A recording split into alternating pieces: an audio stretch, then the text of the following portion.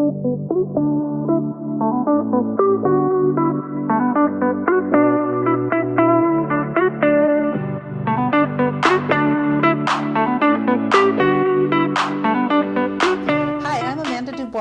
this is another Ripple Haven interview. And today I am interviewing one of my favorite friends in the world.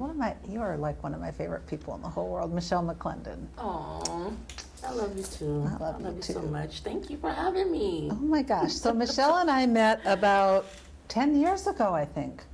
It's been more than that, maybe. Because it was like this 24, anyway, Where we at, 24? A while ago. Yeah, we met. Stick with that. That's right. Yeah. Almost a long time ago we met because I had created a nonprofit, and it was called Civil Survival.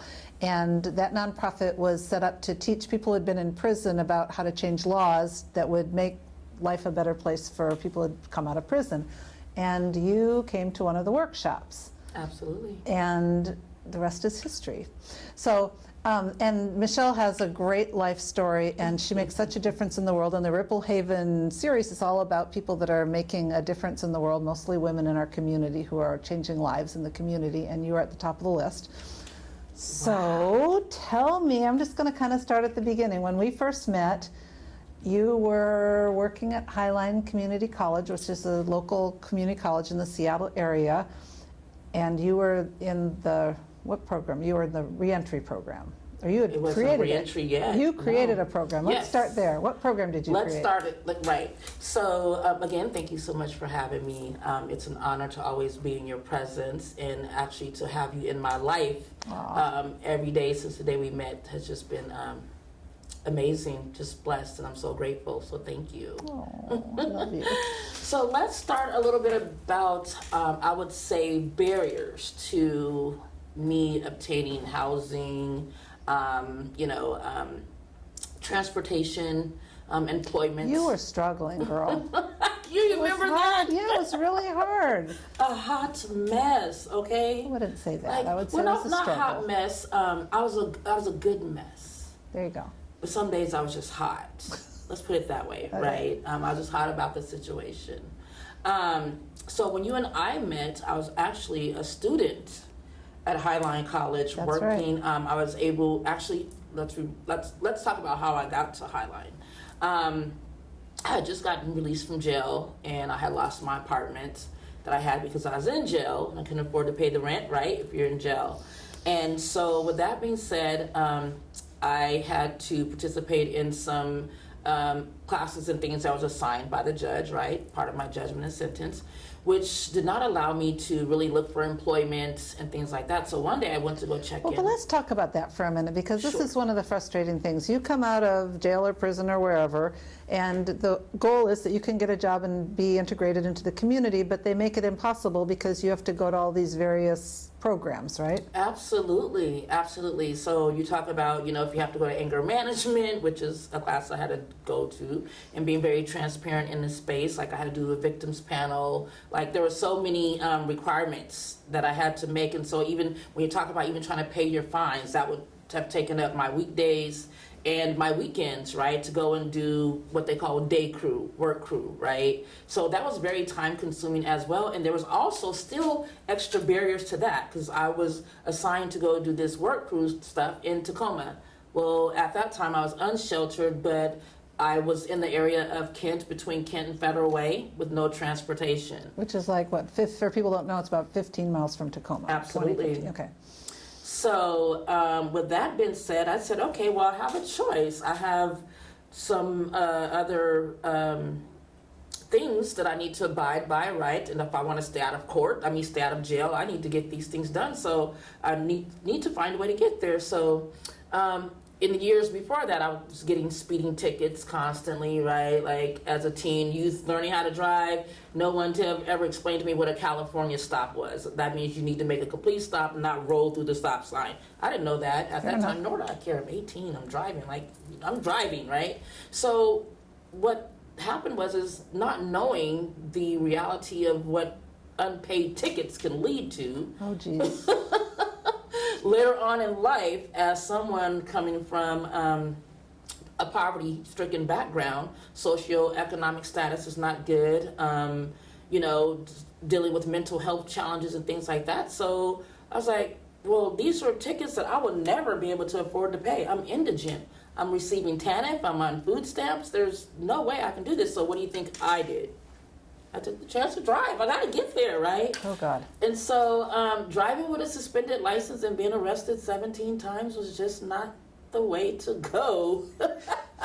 Didn't work out exactly It didn't good. work out, but when you think about it, I was willing. If my children had doctor's appointments and we needed to get there, I didn't have any money for, public transportation, but I may have had, half a tank of gas. I'm going to do what makes sense. But at that time, that wasn't a good judgment of choice, I would say, back then. But you're also prioritizing your children. Absolutely. Dentist appointments, again, don't forget about all these other appointments that I had to go to because of prior tickets and dealing with the courts and things like that, right? So you're just drowning in requirements. Drowning in requirements. So you end up at Highline. I ended up at Highline. Actually, my probation officer said, listen here, you can't get a job. Why can I get a job? I'm like, because I'm fresh with all these charges on my background and folks are running background checks and nobody's going to hire me. Like, I have a pending warrant right now that we're trying to quash, right? So anyways, she's like, well, I suggest you just go to school. She's like, I know you can do it. I know it's going to be hard. Getting in this cycle, I know it's hard, but you can do it. You can overcome it. So I was like, okay, great. Let's okay, fine. And so I was able to enroll in Highline College through a program that was called BFET, which is Basic Food Employment Training, which is through DSHS. So if you are eligible for at least $1 of SNAP, EBT, formerly known as food stamp benefits, they will pay for you a 2-year college degree. What? Yes. If you're eligible for food stamps, they'll pay for a 2-year college degree. Is that what you just said? Absolutely. I did not know that. Okay. Absolutely. All right, so there you are at Highline. There I am at Highline, but remember, I just had this experience of being in jail. So I had lost my apartment, couldn't afford to pay the rent. Of course, I can't pay the rent because I'm not out to make money to pay the rent. And so I was an unsheltered student at Highline College with 3 children. And at that time, I was couch surfing. I had missed an appointment, and so I was violated. So I was couch surfing while on house arrest. God, Michelle. I mean, it was just barrier after barrier after barrier after barrier. And I was like, there's got to be some alternatives. And one day, the alternative was I applied for a work study position on campus. And through that opportunity, I learned additional skills, right? And I would say those skills are communication, relationship building, conflict resolution. As I was going to school and I was earning my AAS degree in social and human services. Okay. So one day I went to my instructor, though, and I was like, you know what? You all never ask students what is their learning style, because I'm struggling right now. Like, I'm really struggling. Great, I'm a high school graduate, that's cool. But I'm really struggling with, your syllabus and, understanding the curriculum. And so no one has ever asked. And she's like, oh my gosh, you are 100% correct. Nobody has ever asked me what is, a student, or I've never asked my students. And so we had a conversation about that one day, and she said, well, and this is an English 101 teacher, and we were talking, and I said, what if you taught English 101 around mass incarceration? That's something that I'm interested in. Wow, you got chills. And it was over from there. My experience with having my English 101 tailored to ending mass incarceration was the trajectory of a lifetime. That changed, no, I get it now. I know what this pain that I've been through with all these barriers, been unsheltered, unable to seek, employment to where I would make a livable wage for my job, to take care of my family. That was it. Learning what mass incarceration meant today, what it meant years ago, what it meant centuries ago. Wow. So your teacher put together a curriculum for you on that? Yes. Wow. So my English 101 class, which I passed, was your life pivot? Was absolutely life changing. Wow. Absolutely. So you ended up creating a program then at Highline. Absolutely. For what? Reentry. Meaning?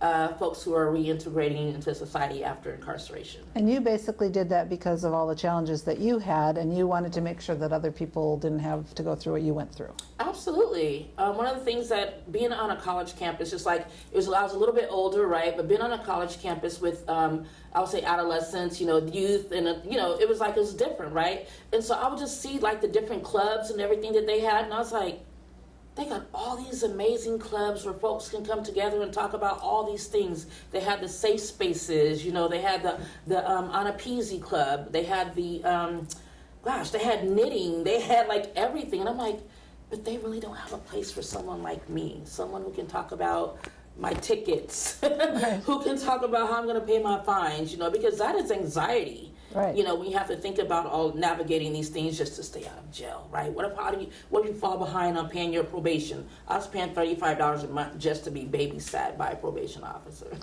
So you created a program to make a difference in the lives of the Highline students. Yes. And you stayed there for quite some time. 8 And then years. we met when I started that Civil Survival Project. And you went to one of the workshops. I did. And shortly thereafter became our facilitator. Yes. So talk about that a little bit and why you did that and what difference that made.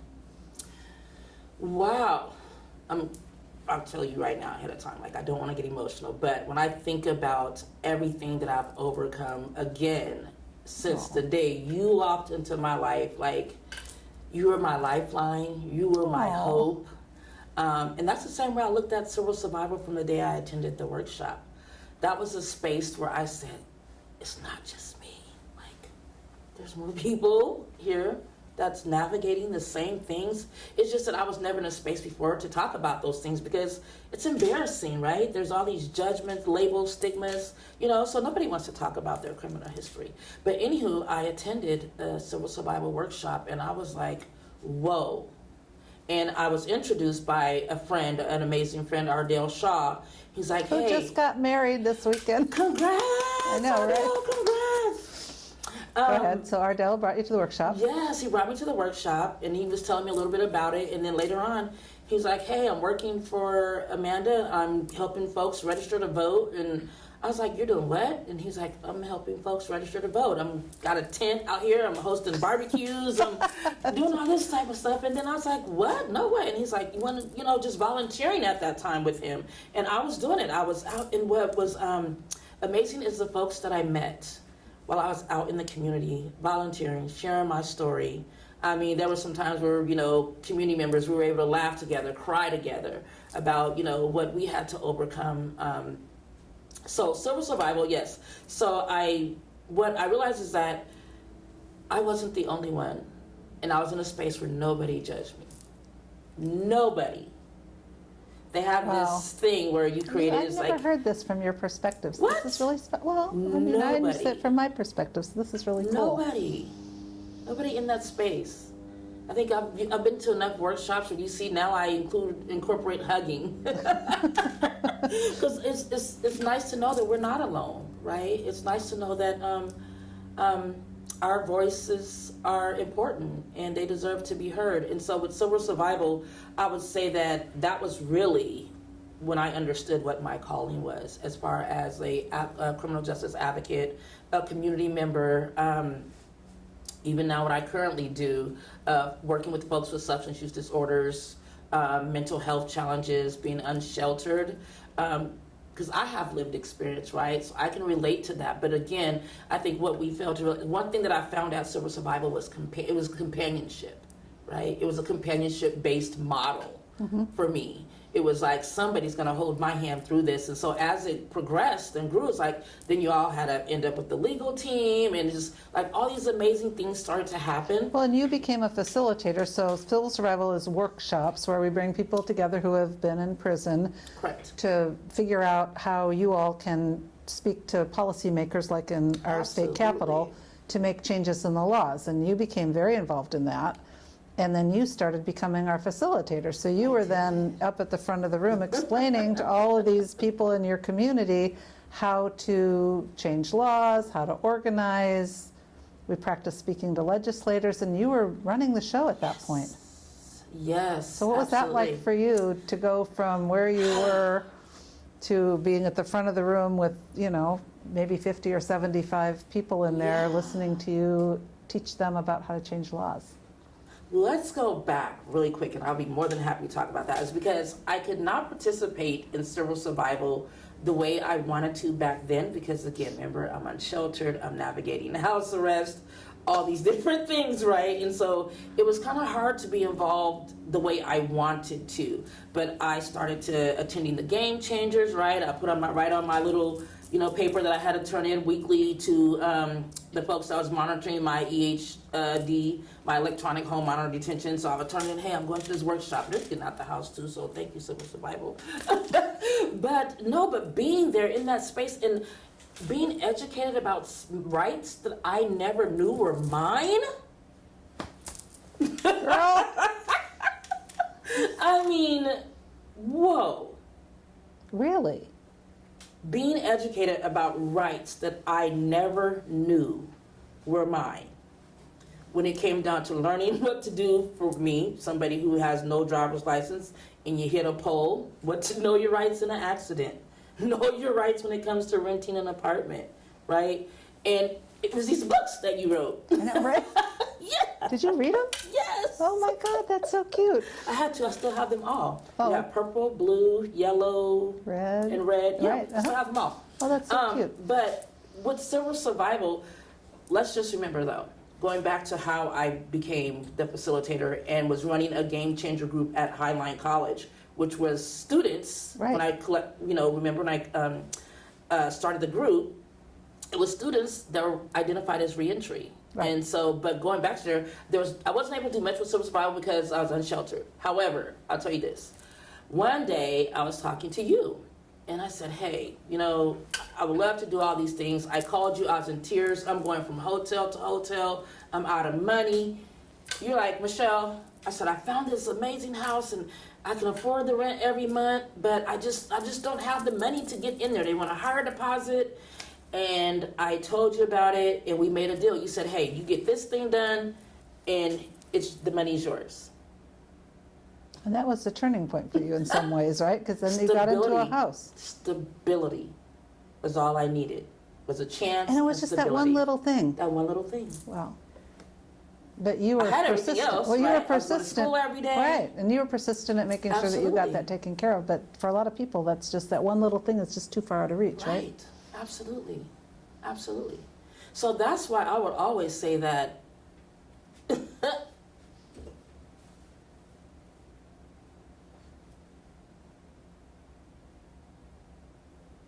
I'll never forget it. Aw. I'll never forget that because since then, since that day, I haven't missed a beat of paying rent. I haven't missed a beat of laying my head down in a comfortable bed, knowing I have a security camera in my home. Like, Wow. I have all these things I never would have imagined that I would have today. And it's because you took a chance on me. You didn't know me that well, Well, thank you but for that. you took a chance on me. You were the ones who really said, Well, I look believe what in second my- chances. And my investment paid off because It now you're did. out there changing the world. So talk about what you're Yes. doing now. Okay. So like I said, that was that. I've been stable ever since the day you wrote that check. I've been stable. Haven't had to look back ever, not one Aw. day. So now what are you doing? So now what I'm doing So I today. feel like I made an investment You did. in you. You And did. you're like off and running. So You did. I'm not going anywhere, and it's amazing. It's just been an amazing journey. There's a lot of roadblocks, before, but willpower, encouraging folks like you in my life, kept me going. So to how we got to what I'm doing today. So civil survival was under the umbrella of, at the time, is the Public Defenders Association. So I was kind of already, I would say, grandfathered into PDA, which is now Purpose, Dignity, Action. And I started off when COVID happened. We realized that there was folks that were going to be released from jails. Folks weren't going to be able to go to work. We were on straight up lockdown, right? So Just Care Team was a response team to that COVID, which was bringing folks indoors in a temporary housing model. And those were folks that mostly were unsheltered, substance use disorders, mental health challenges, and involved in the criminal legal system, right? So the jails were just releasing everybody just to the streets downtown Because Seattle of COVID. because of COVID. And so with amazing executive director of where I'm at now, Lisa Dugard, who's correct, like a freaking genius. a genius. Okay, like sometimes I just look at her and I'm just in awe. I'm like, forget it. Like it's just amazing, right? So and so there was she created it was just a just care model that responded, and then next thing you know came co-lead, which is the sister to lead pretty much, and co-lead was the response, like I said. First of all, it's just care. So you were a caseworker helping people who are being kind of thrown out of the jails onto the street Correct. get into some sort of safe place to sleep. Correct. So what we did was they had like lease, like, because a lot of the hotels were shutting down. Folks weren't traveling, right? So it's like, I think, not that I think that I know, but co-lead was like the lifeline to a lot of hotels remaining So open. what is to this day. co-lead? So co-lead is lead, which is let everyone advance with dignity. But the co-part is just, it's co-together, which co-lead is the temporary housing model, right? Okay. So that's where all the folks that are indoors are currently at. They're housed in co-lead. Lead is that intensive case management services where we meet you where you're at. If you're unsheltered, if you are wherever you're at, some folks are housed, right? Because they've been able to get housing through lead and nominations for housing. So that's still, so lead is just the intensive case management piece of it all, as to where co-lead is where they actually have temporary housing available to them. So what is your role in all of this? So my role Complicated. now, I started there in full-time in 2020, and I started out as a case manager there. So what does that mean? Were you working with actual people on the street? Absolutely. And what's that like? Because some people are watching this and they might think that would be scary to go out on the street with homeless people. So what's that like? You know what? It wasn't scary. And they may think it's scary. Again, that goes when we're talking about stigma, right? Mm-hmm. But what I learned doing outreach and being in the community and with folks who are unsheltered, I learned, I can say once upon a time, my biases affected the way I thought about unsheltered folks too, right? Until I became in that situation myself. Right. So I realized, no, I am you. You are me. There was folks who I met outdoors who had master degrees, who had PhDs, who had a skill, who had businesses in the past. And then at some point, life happened, right? So it's like this was just a thing. Not everybody that is unhoused too is on drugs or uses drugs. A lot of folks don't recognize that. A lot of folks that are unsheltered are not, just have mental health challenges where they can't maintain with living indoors, right? So just doing outreach and just meeting people where they're at. Again, that's a no judgment zone, companion-based. So as a case manager, I was, again, hand-to-hand. If they had court to go to, I attended court with them. We worked on family reunification, basic skills, life skills. I started doing a little program where it says how to live on $4 a day. It was this amazing book that I learned when I went to Temple University to learn about food insecurities as well as housing. And so they gave us this cookbook, and it says, how do you eat on $4 a day, right? And that was to maximize folks who were getting EBT, right? If you get this amount of dollars, which is the basic food, the SNAP benefits, Is AKA food $4 a stamps. day? It was a book that was called on how to eat on $4 a day. But the food that it took to prepare the meal, you could use with your food stamps. Okay. As you know, like a lot of food you can't buy with food stamps. Like you can't buy cooked foods, certain things you can't buy. Okay. So that book was designed just for folks who were using SNAP benefits, like how to use your EBT SNAP benefits at the farmer's market, right? So it's just basically those, helping them through those basic life skills. So that brings you to what are you doing now? So what I'm doing now, so I moved on from that position. So I was a case manager, then I went to a site manager, which means we had 2 sites that I oversaw in 2 different locations in Seattle. And so I moved from there, and then in 2022, I moved over to our project management department. So I am now a project manager. Yes! for the East and South precincts. The East precinct covers like our First Hill, Capitol Hill in the Seattle area, and our Central District. The South precinct is all of the South End, which would be like, I have Columbia City, Mount Baker, Rainier Valley, and Rainier Beach. So that's a big, for people that don't know Seattle, that's a big area. it is a big area. And so what do you do? So you are now managing the case managers? So I am managing the lead project. So yes, that means our service providers, which are that currently provide like our intensive case management, MAT, which is medicated assisted treatment. So I work with those folks, our service providers, which we have as Ideal Options and POCAN, who we're excited to just bring on to provide services to our folks, our population in need. But my job, I work closely with the prosecutors, I work closely with SPD, and basically what we are is, for what I'm doing now is we're diversion, right? Diversion assistance for folks with mental health challenges, substance use disorders. So that means people that get arrested who have mental health challenges or substance use disorder, rather than sending them to jail, which is where you ended up. Correct. You are now putting them into more of a therapeutic model. Absolutely, which is that harm reduction And what model, is that right? like for you? It seems kind of full circle to me that you were on the sort of the wrong end of that a long time ago, and now you're helping all these people and making this huge difference in the world, which is what this ripple effect is. And how does that feel for you? Absolutely. I think what really makes me feel good is knowing that our model is evidence-based. And when I say that, that means that now we have lead in other states. We have lead internationally now. We just had a team that just got back from Africa not too long ago. And so lead is something that I believe that can change the world, as we see. We have guests that are coming in from town, out of town tomorrow, from the Ukraine, who want to learn about the work that we do, right? So, Michelle, I'm so I'm excited. just like, when we first met and you were unhoused at Highline College, and now you're meeting with the officials from all over the world to teach them. And what's the lead is law enforcement diversion, but you call it something Law else. enforcement assisted diversion. But what you call right? something That's else King now. County. But for us at Purpose Dignity Action, we believe in letting everyone advance with dignity. Letting everyone advance with dignity. Absolutely. Well, you are the poster person for that. I am just so proud of you for Thank you. the difference that you're making in the world, and I can't wait to see what happens next. Thank you for so You're much amazing. for coming to Thank talk you to for me. having me. I I love appreciate you. So you. I love you much. more, and I can't wait to see you again.